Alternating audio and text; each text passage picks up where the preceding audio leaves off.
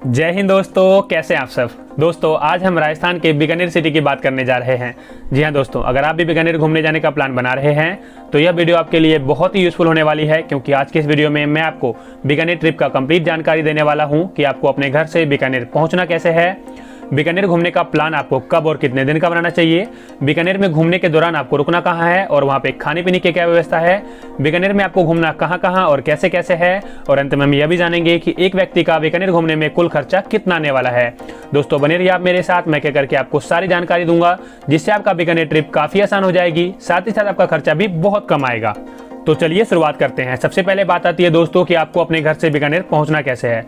दोस्तों बीकानेर पहुंचने के लिए आपके पास 3 ऑप्शन उपलब्ध है। अगर मैं पहले ऑप्शन की बात करूं तो वो है आपका ट्रेन का। अगर आप बाय ट्रेन बीकानेर पहुंचना चाहते हैं तो बीकानेर में ही आपका 2 रेलवे स्टेशन है, जिसमें से पहला है बीकानेर जंक्शन एंड दूसरा है आपका लालगढ़ जंक्शन।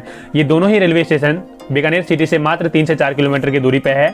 तो आप अपने शहर से चेक कर लीजिए कि आपके शहर से बीकानेर जंक्शन के लिए ट्रेन उपलब्ध है या फिर आपका लालगढ़ जंक्शन के लिए। जिस भी रेलवे स्टेशन के लिए ट्रेन उपलब्ध है आप वहां से ट्रेन ले सकते हैं। यहाँ से आपको बीकानेर सिटी पहुंचने में मात्र 10 से 15 मिनट का समय लगेगा।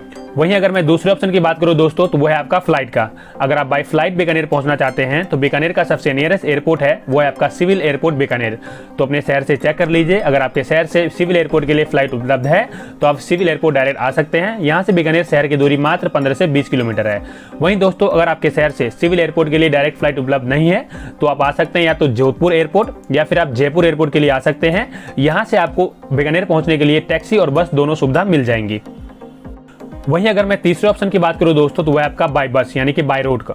अगर आप बाय रोड बीकानेर पहुंचना चाहते हैं, अगर आप बाय बस बीकानेर आना चाहते हैं तो देश के सभी बड़े शहरों से बीकानेर के लिए डायरेक्ट आपको बस कनेक्टिविटी मिल जाएगी। तो अपने शहर के बस टर्मिनल पर जाकर वहां से आप बीकानेर के लिए डायरेक्ट बस ले सकते हैं। वहीं अगर आपके शहर से बीकानेर के लिए डायरेक्ट बस उपलब्ध नहीं है तो आप आ सकते हैं जोधपुर या फिर जयपुर। यहाँ से आपको बीकानेर पहुंचने के लिए अनेकों सुविधाएं मिल जाएंगी।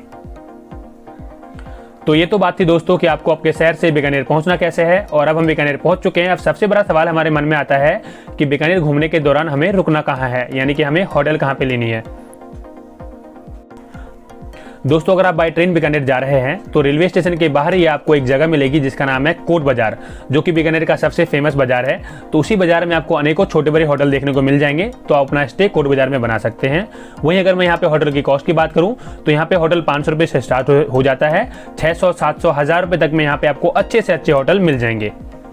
वहीं दोस्तों अगर मैं बीकानेर में घूमने के दौरान खाने पीने की बात करूं तो अगर आप कोट बाजार में अपना स्टे बनाते हैं तो कोट बाजार में ही आपको अनेकों छोटे बड़े रेस्टोरेंट देखने को मिल जाएंगे जहां पे आप खाना पीना खा सकते हैं। वहीं अगर मैं यहां पे खाने पीने की कॉस्ट की बात करूं तो यहां पे थाली स्टार्ट होती है 100 रुपए से 150 रुपए तक में आपको यहां पे अच्छे से अच्छे थाली सिस्टम मिल जाएंगे। इसके अलावा आप बीकानेर के लोकल डिश को भी इंजॉय कर सकते हैं। चलिए दोस्तों अब बात कर लेते हैं बीकानेर घूमने का प्लान आपको कब और कितने दिन का बनाना चाहिए, जिससे आप पूरे बीकानेर को अच्छे से एक्सप्लोर कर सकें। सबसे पहले अगर मैं ये बात करूं कि बीकानेर घूमने का प्लान आपको कितने दिन का बनाना चाहिए, तो बीकानेर घूमने का प्लान आप 2 दिन का बना सकते हैं। 2 दिन आपके लिए सफिशिएंट रहेगा पूरे बीकानेर को घूमने के लिए। वहीं अगर मैं ये बात करूं कि बीकानेर घूमने का सबसे अच्छा समय कौन सा रहने वाला है, तो समर में मई जून जुलाई का महीना छोड़ के आप बीकानेर का प्लान कभी भी बना सकते हैं। आप यहाँ पे आसानी से घूम पाएंगे। मैंने समर का महीना इसलिए मना किया है दोस्तों क्योंकि राजस्थान के गर्मी के बारे में तो आपको पता ही होगा, यहाँ पे काफी अधिक गर्मी पड़ती है और गर्मी में अगर आप आते हैं तो यहाँ पे आप एंजॉय नहीं कर पाएंगे। तो आप समर का 2-3 महीना छोड़ के आप यहाँ का प्लान कभी भी बना सकते हैं। चलिए दोस्तों अब बात कर लेते हैं बीकानेर में आपको कौन कौन सी जगहों पे घूमना है और उन जगहों को घूमने के लिए आपका साधन क्या होने वाला है। हमारा सबसे पहला स्थान रहने वाला है दोस्तों जूनागढ़ फोर्ट। दोस्तों जूनागढ़ फोर्ट को घूमने के लिए आपको कम से कम 1 से 2 घंटे का समय लगेगा, क्योंकि यह फोर्ट काफी बड़ा है। इसके अंदर आपको म्यूजियम के साथ साथ और भी अनेकों कलाकृतियां देखने को मिल जाएंगे। तो यहाँ पर जाकर भी आप कुछ समय बिता सकते हैं, फोर्ट में घूम सकते हैं। इसके अलावा अगर राजस्थान में कुछ लोकल डिश को एंजॉय करना चाहते हैं तो फोर्ट के अंदर ही आपको अनेकों छोटे बड़े रेस्टोरेंट भी देखने को मिल जाएंगे, जहाँ पे बैठ के आप आसानी से और आराम से राजस्थान के लोकल डिश को एंजॉय कर सकते हैं। जूनागढ़ फोर्ट को घूमने के बाद आप वहां से निकल सकते हैं रामपुरिया हवेली के लिए। उस समय राजाओं का निवास स्थल हुआ करता था, जिसे काफी सुंदरता से डिजाइन किया गया है। तो यहाँ पर जाकर भी आप कुछ समय बिता सकते हैं। यहाँ पर जाकर भी आप जान सकते हैं कि राजा अपने जीवन को कैसे व्यतीत करते थे। रामपुरिया हवेली को घूमने के बाद आप वहां से निकल सकते हैं अपने अगले स्थान की ओर, जिसका नाम है लालगढ़ पैलेस। दोस्तों इस लालगढ़ पैलेस को वर्तमान में होटल में तब्दील कर दिया गया है। तो यहाँ पर जाकर भी आप कुछ समय बिता सकते हैं। यहाँ भी आपको अनेकों चीजें देखने को मिलेंगे। साथ ही साथ यहाँ पे काफी गार्डन भी बनाए गए हैं, उन गार्डनों में भी आप घूम सकते हैं। लालगढ़ पैलेस को घूमने के बाद आप निकल सकते हैं अपने अगले स्थान की ओर, जिसका नाम है नेशनल कैमल रिसर्च सेंटर। दोस्तों यह रिसर्च सेंटर बीकानेर में ही स्थित है। यहाँ पे आपको ऊँटों के कई प्रकार के प्रजाति को देखने के लिए मिल जाएंगे। साथ ही साथ आपको यहाँ पे ऊँटों के दूधों से बना कई सारे व्यंजन भी देखने को मिलेंगे। तो आप यहाँ पर जाकर भी कुछ समय बिता सकते हैं। यहाँ भी आपको ऊँटों से जुड़ी काफ़ी सारी चीज़ें देखने को मिल जाएंगे। तो ये था दोस्तों हमारा डे 1 के आइटनरी, यानी कि डे 1 पे इन सारे जगहों को आप एक्सप्लोर कर सकते हैं और शाम को अपने होटल पे आके आप आराम कर सकते हैं।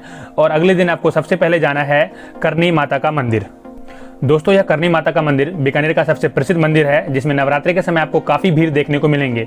तो आप यहाँ पर जाकर भी आप कुछ समय बिता सकते हैं, अपनी मनोकामनाएं मांग सकते हैं और निकल सकते हैं अपने अगले स्थान की ओर, जिसका नाम है वैष्णो धाम। दोस्तों यहाँ पर वैष्णो धाम भी है, तो यहाँ पर जाकर भी आप भगवान गणेश और भगवान शिव का दर्शन कर सकते हैं। साथ ही साथ यहाँ पर और भी कई सारे छोटे बड़े मंदिर हैं, जैसे कि जैन मंदिर, लक्ष्मी नारायण मंदिर, तो वहाँ पर जाकर भी आप दर्शन कर सकते हैं। इसके अलावा दोस्तों अगर आप डेजर्ट सफारी यानी कि ऊँटों पर बैठ के रेगिस्तान में घूमना चाहते हैं या फिर आप थार सफारी करना चाहते हैं, तो वहाँ के डेजर्ट में जाकर आप ये सारी चीज़ें भी कर सकते हैं।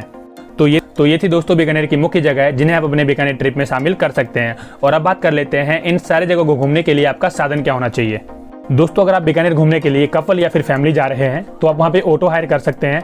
ऑटो वाला आपसे 800 रुपये से लेकर 1000 रुपये पर डे का लेगा और आपको इन सारे जगहों को घुमाने के बाद आपको आपके होटल पे वापस वो छोड़ देगा। चलिए दोस्तों अब बात कर लेते हैं बीकानेर घूमने में आपका कुल खर्चा कितना आने वाला है। दोस्तों अगर आप बीकानेर घूमने का प्लान 2 दिन का बनाते हैं और आप पूरे बीकानेर को अच्छे से एक्सप्लोर करना चाहते हैं तो 3500 रुपये से लेकर 4000 रुपये तक आपके लिए सफिशिएंट रहेगा। 4000 रुपये तक में पूरे बीकानेर को आसानी से आप एक्सप्लोर कर सकते हैं। मगर ध्यान रहे दोस्तों, इसमें मैंने किसी प्रकार का आपका आने जाने का ट्रेन या फिर फ्लाइट के टिकट का कॉस्ट इंक्लूड नहीं किया है। तो ये थी दोस्तों बीकानेर ट्रिप की कंप्लीट जानकारी। इसके अलावा अगर आप कुछ भी जानना चाहते हैं आप मुझे कमेंट करके पूछ सकते हैं, मैं डेफिनेटली रिप्लाई करूंगा। इसी के साथ इस वीडियो को अंत करते हैं और अगर अभी तक आपने अपने चैनल यात्री मास्टर को सब्सक्राइब नहीं किया है सो प्लीज इसे अभी सब्सक्राइब कर लीजिए ताकि मैं हमेशा इसी तरह का वीडियो आपके लिए लाता रहूं। जय हिंद दोस्तों।